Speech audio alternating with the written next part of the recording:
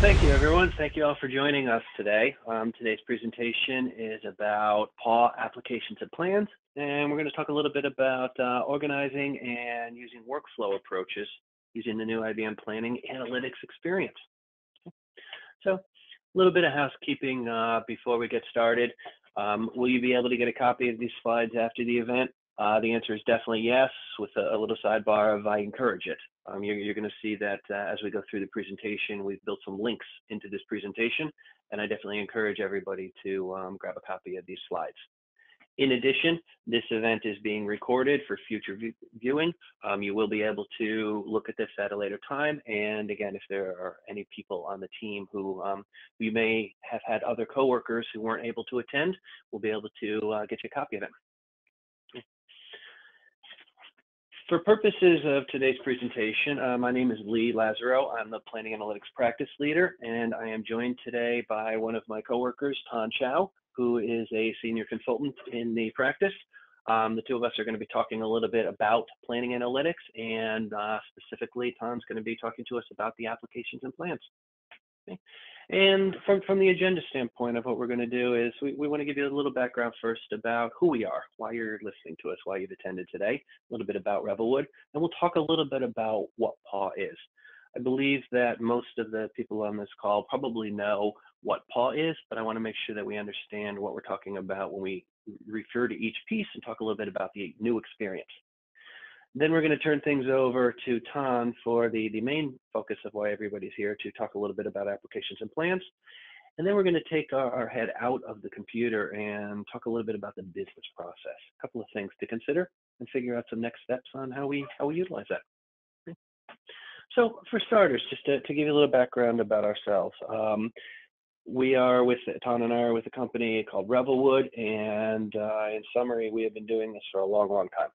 Revelwood has been around for more than 20 years, and we have done series of different levels of planning analytics and TM1 implementations. Everything from 1,000-user shops that are all over the globe with multi-locations, multi-countries, multi-currencies, all the way down to one-person shops. We have been doing this for a while in regards to implementations. In regards to our certifications, we are certified in everything that IBM has asked us for, even to the extent that we have helped create some of these certification programs. Every one of our consultants has a background of business and technology. So whether we go down a side discussion of bits and bytes, or whether we go down side discussions of debits and credits, the goal of Revelwood is to bring it all together. As a result of that, we're also a member of a few different IBM organizations that are designed from both the business and the technical side to bring things together and make recommendations in regards to roadmaps and paths and some of the customer feedback. So with that being said, let's kind of jump into things and talk a little bit about what do we mean when we're talking about that PAW experience. So first off, what is PAW? So planning analytics. I think at this stage, most of the people on this call are familiar with what planning analytics is. Planning analytics, which many of you still, myself included, still refers to it as TM1, is the multidimensional calculation engine. Really what that is it's the database that allows us to do planning, where we input data, where we do calculations, where we figure out how we want X times Y's and pieces like that. Our reporting side, both structured and ad hoc. Structured meaning I want my users just to click on a button and see something. Ad hoc meaning I don't know what we're going to do. Let's make it up as we go along. Flexible, expandable, gives us the ability to grow as your organization grows and change as your organization changes. New elements. Almost every month you probably add new accounts. New companies and departments. Maybe you're restructuring. New users. Maybe you're doing acquisitions where you're going from 10 users to hundreds of users. Planning Analytics is the tool that's designed to hold all of that information. And Planning Analytics Workspace, PAW, is the web-based interface for it. Over the course of the last few years, IBM has gotten into a regular cadence of releasing new versions. And as you can see from this screen, it's almost on a monthly basis. So Each version has new enhancements, new features. In the past, in the old TM1 world, you'd get a new release maybe once or twice a year, and you'd get a major release maybe once a year. But IBM is regularly releasing new versions. And one of the big releases was in late 2020. They released a version, depending on if you were cloud or local, version 57 or 58, has a lot of new functionality. This is what IBM has branded as the PAW New Experience. And what that new experience consists of is, overall, it's changed the interface. So what they've done is they've made it more consistent with the other IBM products. They updated the way that they've used the real estate. They've created a consistent layout on all the pages. That left side navigation with some of those icons, the black bar across the top. They've made it very consistent from the end user standpoint. They've also improved the aspects on the reporting side. They've given a lot more opportunities to customize fonts, color palettes, your widgets, where you want your tabs to be. They've made it a little bit more intuitive in regards to how to create some of these charts, and they've also added new functionality, new types of charts. If you look down on the bottom right corner, you'll see that there are a lot of different ways that you can visualize the same set of data. IBM has also changed the way that the development experience comes into play. From a rules editor perspective, they've added more formatting, they've added some groupings, some functionality called regions. They've updated the turbo integrator process approach, where they've introduced some more wizard-based approaches, and they've given us the ability to not have to flip tabs to go to the different sections within a script. They've also given us more functionality to do more drag and drop, where we can create pieces and where we can drag files to automatically create a script.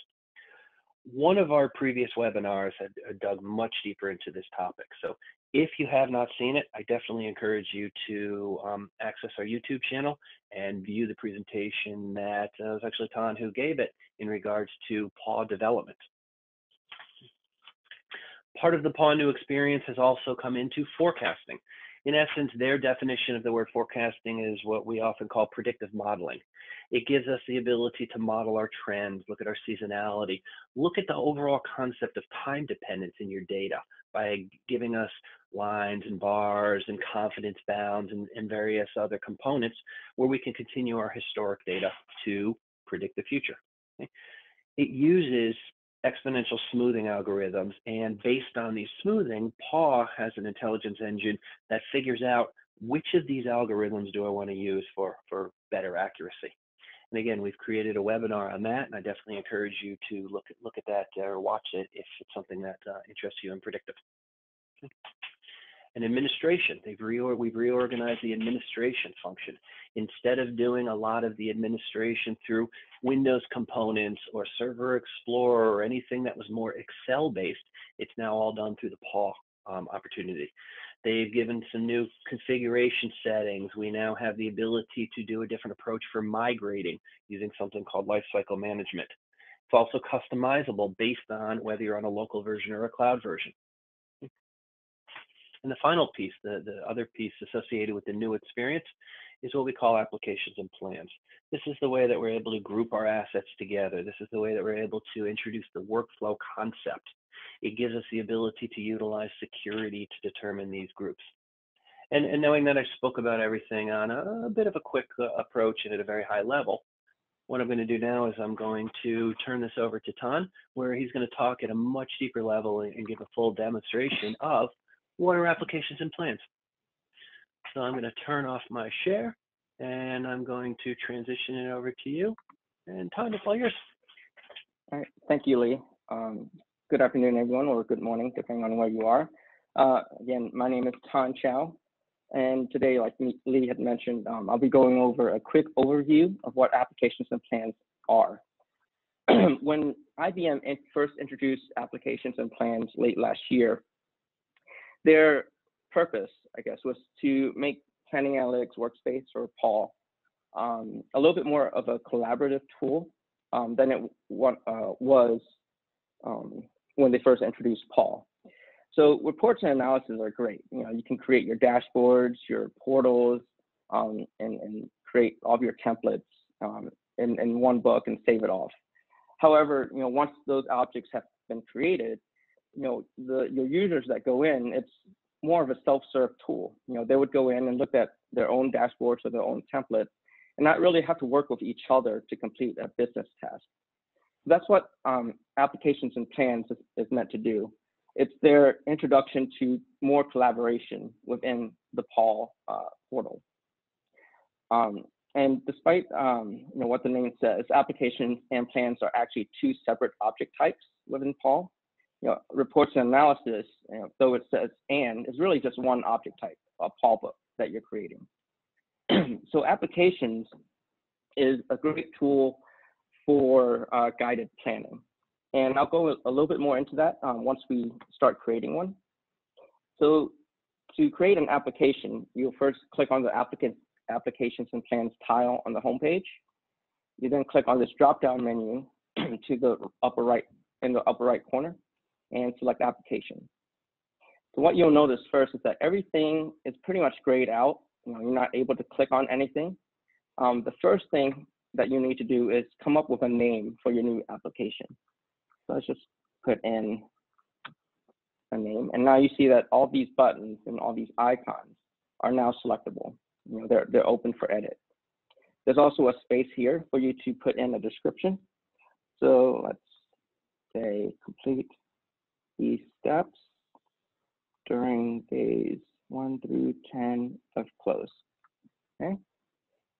And what you'll also notice is that there is no save button within applications or plans. Every little change that you make is automatically saved instantly. So there is no need to have a save button within this section of PAL. There's also a little icon up here for you to add images as well. So if you want to add a logo or anything to describe the specific application that you're building, you can add that there. There's also a section for announcements as well. So if you want to put in a message for the team to see as they're working through this business process, you can say, let's say, starting in 2022, we will load open requisitions from HR. Okay, so once you hit done, that new announcement will be listed here for you to see as an admin. You can also check it and delete it if you need to as well, or you can create additional announcements. Right? And so those are some of the additional descriptions and guidance that you can add to your application. The same thing can be done within plans, and I'll demonstrate that as well once we go through that step. But really, the main purpose of an application or a plan are the sections underneath here. So first, what we'll do is add a section, and the column all the way to the left allows you to put a description for what this first step or first section will be. So let's say that this is meant for headcount verification. All right, so that will be the first step of your month-end close process. If you click on this pencil icon, it's sort of like a description for this section. So you can say complete on day 1, and that will show up at the bottom of the the title of the section. The next section, the next column, is where you would go and add your assets. Assets, as defined by PAL, are any PAL books, PAL web sheets, or PAL views. If we click on add assign assets, we can see that all the books, views, and web sheets are listed here, and all these assets are saved under the shared folder. Anything that's saved in your personal folder will not be accessible from here. You cannot add anything that's personal to an application or a plan. And the reason for that is because this is meant for collaboration. If there's any assets that are in your personal folder, conceptually, those are assets that you did not want to share with anyone else. So for the first item, let's just click Headcount Review, and we'll add that. The next column will allow you to assign groups. So the groups that are listed here are your Paul groups, your Paul security groups. These groups are different than what you would see within the database itself. So these are not the same security group that you would see in TM1. So this would be maintained within the administration section of Paul. So what you would do is, for this one particular section, which security groups do you want to see and have access to this one section and all the assets within it? So since we're doing the month-end close, we're going to select the month-end security group. We hit save. And that is what you would do to complete or add a section. If you wanted to add another step to this application, you just click on the add a section button again. And here, let's say revenue, review, and entry. Okay. And just like last time with the previous step, you would go through and select the assets that you want to add to this step. There you go. And so you can add multiple assets, and as such, you can also add multiple groups as well. Here. And to remove a specific group, you just have to click on the X to remove it from that section. And you would do the same thing if you want to remove any particular asset from a section. And you can click on the trash can to the right of that section to remove it entirely from your application. Okay. So once you have your assets assigned and your groups assigned to their appropriate sections, you just want to make sure that you go under application section actions and refresh permissions. What this does is it refreshes the permissions for this particular application. It's similar to doing a security refresh within TM1. And you also want to make sure you refresh the application. Okay. And then the last thing that you want to do is make sure that in the top upper right-hand corner, under application status, you want to change this from being closed to open. All right. So once an application has been opened, it means that anyone who belongs to these particular security groups will now be able to not only see the application on their homepage, but also see the specific steps or sections within the application. So once we have our application complete, we now close it and go back to the home page. Once we hit refresh, we'll see that the new application now appears within our home page. And anyone who belongs to that month-end security group will also see this application appear on their home page when they first log into Paul. And for the users, they can see the description that you entered when we created the application. And to open this application, to actually begin work on it, you just click on these three dots in the upper right-hand corner of the application and select Open Contribution.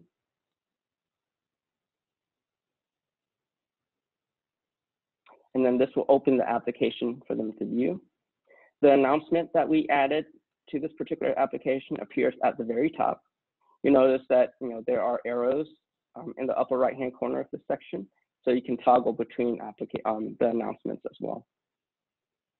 And here, this is what was meant as sort of a guided planning. During the month-end close process, any user who goes into Paul, logs into Paul and has to perform these duties, now instead of having to go through the folder listing within the shared section of Paul to find these specific assets and put in their numbers or verify their numbers, all they have to do now is just open up this one application and all their assets are grouped for them. They can go flip from headcount review all the way to revenue review without having to go through and search all the different Paul books that are saved. Okay. And so, setups like this could be very useful for business processes, internal business processes that may require a user to access different cubes or view different worksheets and complete different templates. Now it's a one-stop shop where they don't have to open 3 or 4 different Paul books to complete their task. They just have to open up one application. Okay.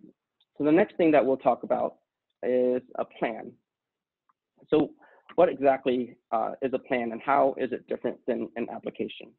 Well, to open up to create a plan, you would go into the same section as we did before. Click on the Create drop-down button, and instead of clicking Application, we'll click on Plan. So a plan is used more for collaborative tracking of various tasks within the organization. So when we talk about collaboration, this are things that we would do within the organization that involves possibly different departments or different individuals within the organization. Examples of certain collaborative tasks may be M&A activity, mergers and acquisition, where we would need accounting to do a certain part, FP&A may need to do something, and IT may need to complete a certain task. This could be used for budget cycles, where you would plan out different steps of the budget and assign due dates to them. So, various activities within the organization that requires more than one person or more than one department is what plans are good for. So let's create a plan, budget 2022. And the same concept holds true within a plan as it does for applications. The first thing that you need to do is to enter a name, which we just did. You're able to add description, you're able to add logos, and the announcement section is all the same. Okay. The main difference between an application and a plan is the sections, the steps that you would add. Notice that under a plan, there are more columns for you to fill out as opposed to an application. So let's start by adding a step. You also notice that for each step, there's an individual status that you can turn on and off. So once a particular step has been completed, you can close it so that other users are not able to open these specific assets or see these specific assets anymore. So let's fill out a step within the plan. So let's do headcount check for step 1. You can also add some guidance commentary if you want. Adding assets will be the same. Here, let's do the same headcount review. You can add your security groups as well. And then the first section that is different is the due date. So you can assign when this particular step is due within your particular business process. So let's say at the end of this month. And notice that in the top right-hand corner, there's text that shows up that counts down how many days left until this particular plan is completely due. Okay. The next section allows you to toggle whether or not submission is required for this particular step. Let's say yes. And then the last section allows you to manage and see the progress of this particular step within the plan. What percentage is complete? And the percentage here notes how many of the assigned groups have submitted their checkoff or have sent in their submission. So because we only have one group here, once the budget group submits a submission, then this percentage would turn into 100%. If there happens to be 2 groups assigned to this particular step, then when the budget group sends in their submission, this would only show 50%. Okay. Let's go ahead and add another step. This would be revenue entry. So we're doing similar tasks as before, adding the same assets as we do for month end. Let's have this due at the end of the next month. And we can see that the days left increments accordingly. So now it's no longer 11. What it does is it takes the due date that's furthest out and calculates the number of days left based on that date. Okay. And then we can add a third section. And let's label this capital request. So to start with the budget, we want to know how much we'll be spending in CapEx for the following year.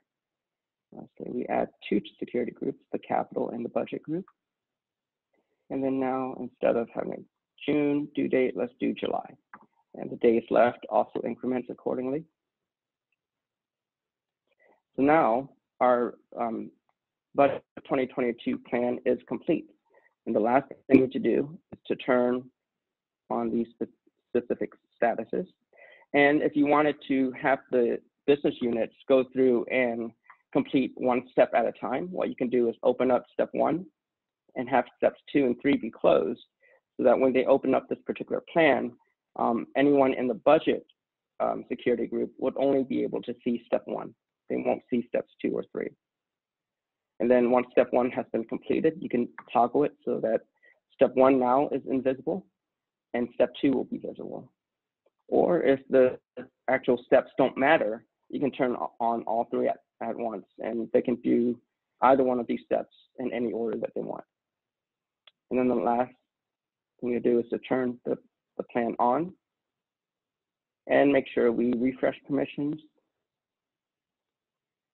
and refresh the plan. Okay. So now if we go back to our home page and refresh, you can see now budget 2022 is now available. If we go into open contribution, you can see the 3 individual steps. Steps 1, headcount check. Step 2, revenue entry. And then step 3, capital request. And each section, because we turned on the required submission toggle, we see submit buttons listed here. And if we click on the submit button, because the user that I'm logged in as belongs to both the capital and the budget security group, I'm able to toggle which group I want to make the submission for. Okay, so I can put in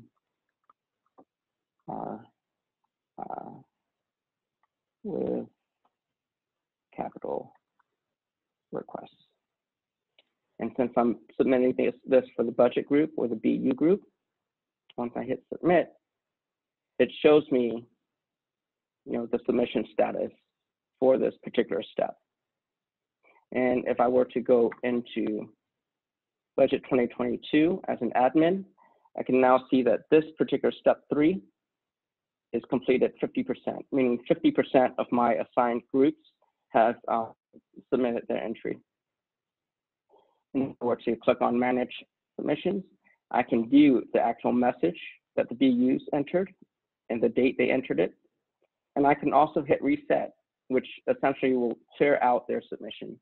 So if there was an issue with their request, or if there's an issue with their submission, they had missed a particular step, what we can do is clear that out, and remove the submission so that it's back to 0%, as if they had not submitted anything. And then essentially they can start over again with their submission. So that really is just a basic overview of applications and plans and how you would use each object type for what purposes within the organization. And from here, I would like to turn it over back to Lee to close off our webinar. All right, thank you, Ton. Let me share my screen back again. All right.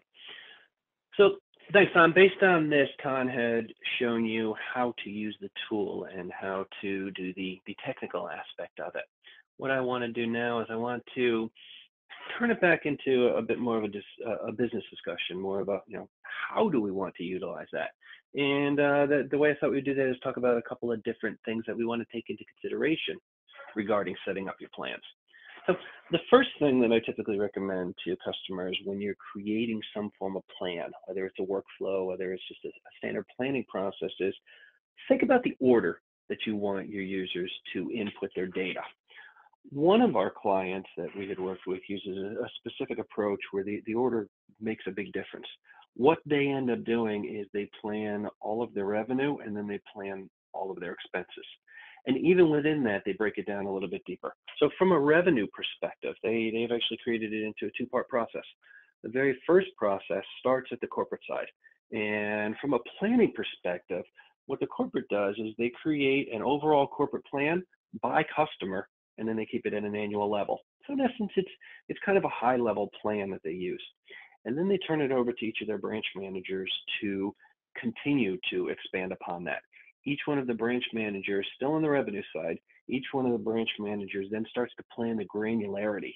Instead of looking at the revenue at an annual number, they look at it by month. Instead of just a high-level plan by customer, they actually then break it down into revenue type. And they even break it down further at the branch level by breaking down existing revenue versus new revenue. And once they've completed that first pass of all their revenue, then they shift over to the expenses. And then just like revenue, they do their expenses in a specific order. The first iteration of expenses are the ones associated with the revenue. They look at their direct expenses and calculate those out as the percentage of revenue. They look at their indirect expenses and they figure out an annual number that they then spread down to the months. But in essence, what they're doing is they're starting with their basic direct and indirect components of the COGS aspects, and those are going to be done as their first iteration of expenses.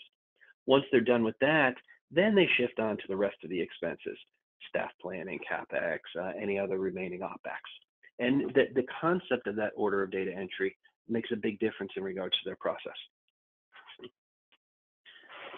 Another thing that they also do in this particular case that you potentially want to think about is set up some kind of targets, set up some kind of expectations and end game of what we're looking at. That first example that I listed follows this approach because what happens is they start with corporate level targets and then they have the individual branches match those targets and define the details behind it. But another example of this is a bank that we've worked with, and the bank uses what I'm going to say is a relatively simple approach to planning. The approach that they use is they start with a single revenue number and a single expense number, two numbers. And then based on those two numbers, they then spread those values down to each of the branches based on some form of historical data. In essence, they're doing something similar to an allocation, where they're just taking those two starting numbers, pushing it down. And that's used to pre-populate all the branch data.